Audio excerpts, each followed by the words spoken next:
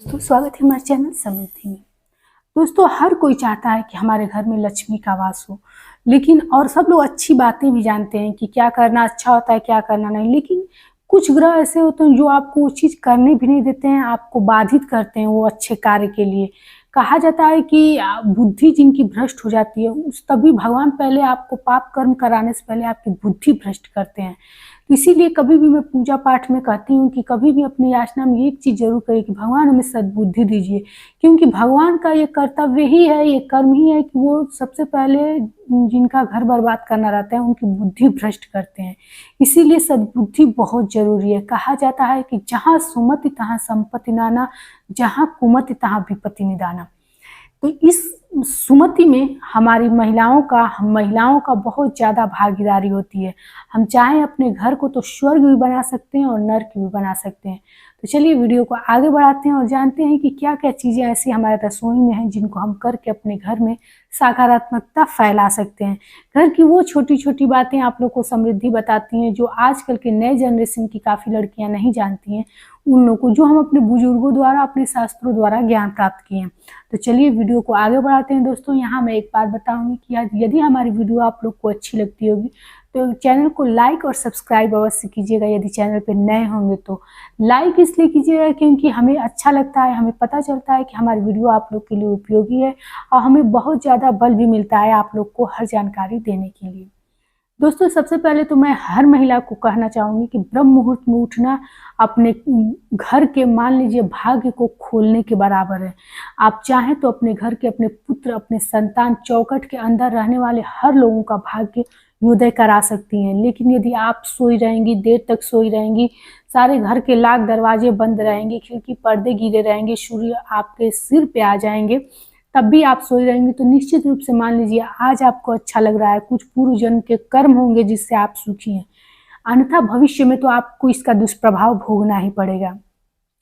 आपको सबसे पहले ब्रह्म मुहूर्त में जग करके सूर्य के आने से पहले आप उनके स्वागत के लिए पूरे घर का दरवाजा खोल दीजिए और अपने घर में मेड भी आती है तो झाड़ू लगा करके, थोड़ा सा ही झाड़ू लगा के पानी चौखट पे अवश्य छिड़क देना चाहिए।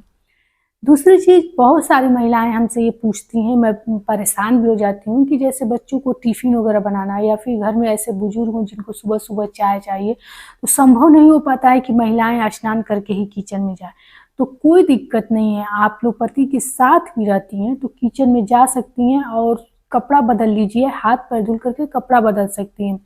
ये भी नहीं कर सकती हैं तो सुन लीजिए, मैं कोई भी ऐसी ढकोसलाबाजी नहीं बताती हूँ, किसी भी ऐसी चीज़ों का शॉर्टकट नहीं होता है। बताइए, आप लोग स्वयं के मन से सोचिए कि पति के साथ रहती हैं, किसी बड़े बुजुर्ग को या फिर से रसोई में पहले प्रवेश करना है, तो बिना स्नान किए इसका शॉर्टकट रास्ता क्या हो सकता है? जितना आप लोग को स्नान में समय लगेगा, कपड़ा आप बाद में भी धुल सकती हैं, दिन में भी धुल सकती हैं, लेकिन अगर 2 लोटा जल आप अपने शरीर पे गिरा करके स्नान करके किचन में जाएंगे तो आप भी प्रसन्न रहेंगी और आपके हाथ के से खाने वाले लोगों का भी मन प्रसन्न रहेगा। तो मैं देखिए, आप लोगों को किसी भी इधर उधर के मार्ग पर भटकाने के लिए कोई भी ऐसा शॉर्टकट रास्ता नहीं बताती हूँ। देखिए दोस्तों, शॉर्टकट आप अपनाएंगे तो शॉर्टकट आपका भाग्य भी अपनाएगा। इसलिए 10 मिनट 20 मिनट अपने समय से पहले जगिए, ताकि जो चीज़ आपको नित्य क्रिया में डेली के करना है उसमें क्या शॉर्टकट, मान लीजिए एक आध रोज देरी हो जाती है तो लोग मान लीजिए कि कुछ भी बना करके बच्चों को दे देंगे, लेकिन जब रसोई में उसी टाइम जाना है, बड़े बुजुर्गों को भी उसी टाइम चाय दूध जो भी आप लोग दवा वगैरह देती होंगी, बच्चों को लंच देना है, फिर इसमें क्या शॉर्टकट होगा कि आप लोग बिना स्नान किए किचन में पहुंच जाएंगे। तो कभी भी अगर आप लोग को समृद्धि की जानकारी अच्छी लगती होगी तो एक लाइक अवश्य कीजिएगा दोस्तों, क्योंकि आपके लाइक से हमें बहुत प्रेरणा मिलता है। मैंने कई वीडियो ऐसे देखे हैं कि जिनमें लोग कहते हैं कपड़ा चेंज कर लीजिए। कपड़ा चेंज करने में बहुत सारी कठिनाइयाँ आती हैं, आप लोग महिला होंगे, हमारी बातें समझ रही होंगी, बहुत सारे समय लगते हैं। उससे बढ़िया तो होता है कि आदमी एक वस्त्र पहन ले और आप चाहें तो सुबह बहुत साज सज्जा करने की जरूरत नहीं है। जब बच्चों को भेज लें, बड़े बुजुर्गों को जिनको दवा देना है, दूध देना है, दे करके आप अच्छे से तैयार होकर के पूजा कर सकती हैं। लेकिन बिना नहाए यदि पति के साथ रहती हैं तो बिना नहाए किसी भी तरह का ये चीज़ मतलब अच्छा नहीं होगा कि आप रसोई में प्रवेश करें। अब चलिए दूसरी चीज़ यहाँ ये बताना चाहूँगी कि कभी भी रसोई में प्रवेश करने से पहले सुबह सवेरे आप लोग मेन चौखट का पैर छूइए और रसोई गैस को सुबह के समय पोछिए। मैंने बहुत सारे लोगों को देखा है कि रात्र में गैस चूल्हा पोछ देती हैं। ये समझ लीजिए कि इतना बड़ा मतलब दुखद है, बहुत ज़्यादा दुखद है। रात्र में चूल्हा कब पोछा जाता है? जब घर में कोई अशुभ घटना घटती है। रात्र में चूल्हा पोछ करके या दिन में चूल्हा पोछ के नहीं छोड़ा जाता है। खाना पका करके और तुरंत गैस चूल्हा पोछ करके साफ सुथरा करके नहीं छोड़ा जाता है। ये चीज़ एकदम गलत है। पोछ करके तुरंत उस पर खाना बनाना चाहिए। तो ये गलती कभी मत कीजिए। सुबह का हम जहाँ तक जानते हैं कि यदि आप लोग 20 मिनट 25 मिनट पहले जग जाए तो ये सारे काम कर सकती हैं। बाकी आप अपने अनुसार भी देख सकते हैं, लेकिन जहाँ तक शास्त्रार्थ नियम है और हमारे बड़े बुजुर्गों को मैंने देखा है तो यही नियम है कि आप लोग किचन में स्नान करके पहुँचे और रसोई गैस को पोंछ करके ही कार्य प्रारंभ करें। दूसरी चीज़, महिलाओं को एक चीज़ और बताना चाहूँगी कि आजकल का जनरेशन बदल रहा है। मैंने बहुत सारी महिलाओं को देखा है कि बाल बिखरे रहते हैं, सिंदूर बहुत मतलब कि थोड़ा लगाती हैं, समझ में भी नहीं आता है। बहुत सारी ऐसे आभूषण हैं जो नहीं पहनती हैं। तो आज मैं आप लोग को बताती हूँ कि इनका दुष्प्रभाव क्या पड़ेगा और इसका शुभ प्रभाव क्या पड़ेगा।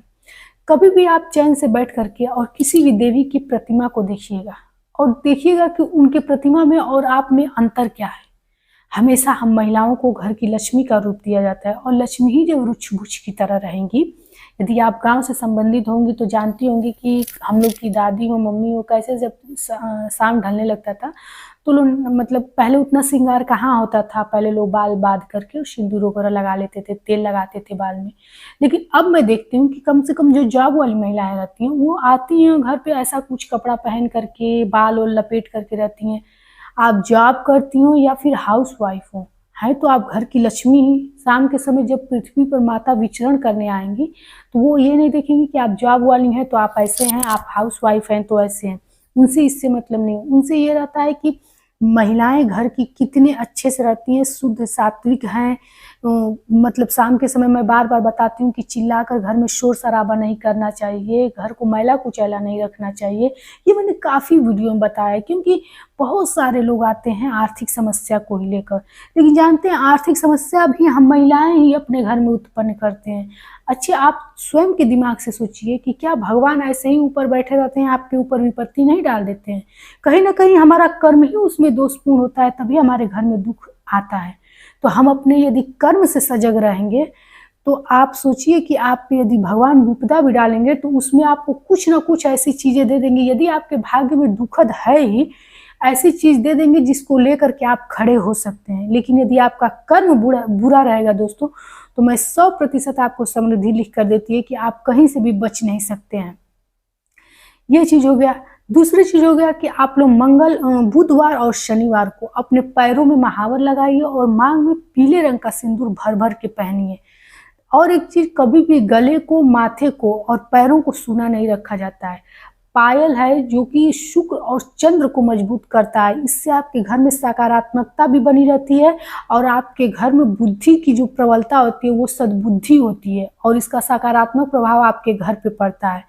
इसलिए पैरों में हमेशा आप लोग को पायल पहनना चाहिए और ऐसा पायल पहनना चाहिए जिससे थोड़ी थोड़ी धुनी आए। कभी भी पैरों की जो झुंझुनाहट होती है उसको निकलवाना नहीं चाहिए, इसलिए कि ये चीज़ आपके घर में सकारात्मक प्रभाव डालती है।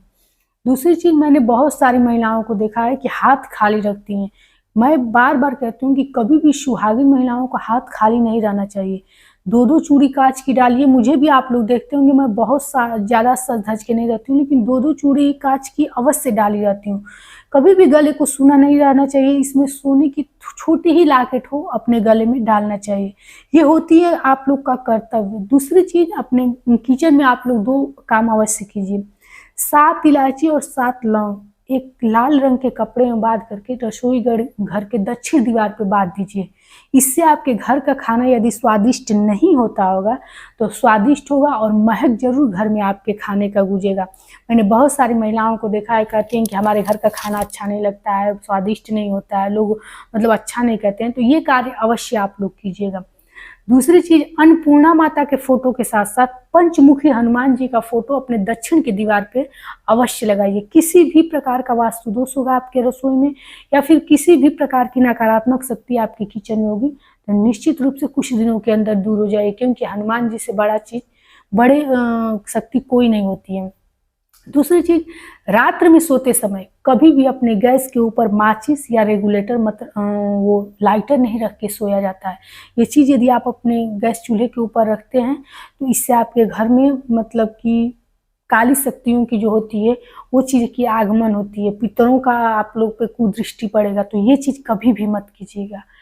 एक चीज और, कभी भी रात्र में किचन को खाली नहीं छोड़ना चाहिए। खाली मतलब जैसे आपको कहीं निमंत्रण है, चले गए और किचन में ऐसा हो कि कुछ अन्न रहा ही नहीं, तो इसके पीछे बहुत बड़ी कहानी है, लेकिन आप लोग शॉर्ट में जान लीजिए। ब्रेड हो, बिस्किट हो, थोड़ा सा चावल हो, रोटी हो, चीनी रख करके, अचार रख करके ढक अवश्य दिया जाता है। कहा जाता है कि हमारे पितर रात्र में आते हैं तो किचन में कुछ अन्न चाहिए, तो ये कार्य कर लीजिएगा।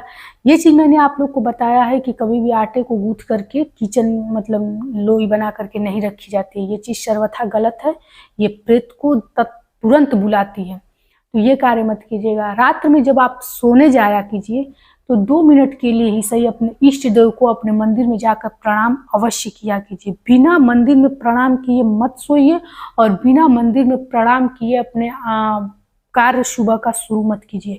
यदि इन चीज़ों को आप अपने जीवन में अपना लें तो किसी भी प्रकार की, यदि आपके भाग्य में लिखा हो कष्ट या फिर किसी भी प्रकार के ऐसे छोटे मोटे कष्ट जो आपके कर्म द्वारा आ रहे हैं, कभी भी नहीं आएंगे। ये समृद्धि का आप लोगों से वादा है। तो आशा करती हूँ कि हमारी जानकारी आप लोग को अच्छी लगती होगी। ऐसी शुद्ध सात्विक जानकारी मिलती रहे, इसके लिए चैनल को लाइक कीजिए, सब्सक्राइब कीजिए, ताकि समृद्धि आप लोग को जानकारी देती रहे। तब तक के लिए जय श्री राम।